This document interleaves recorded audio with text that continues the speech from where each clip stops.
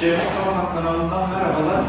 Yıldız Yapı İnşaatının 3+1 ultra lüks dairelerinin Parke uygulamasını yapan Orhan Usta'nın birazdan bulunmuş olduğumuz bu odanın zeminine Parke uygulamasını gerçekleştirecek.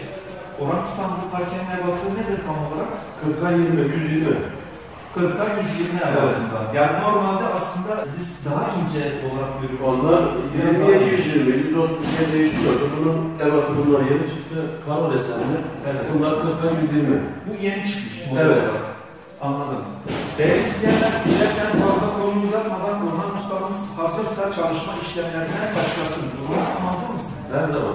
O zaman start veriyoruz. Çalışma işlemleri başlasın. İyi seyirler.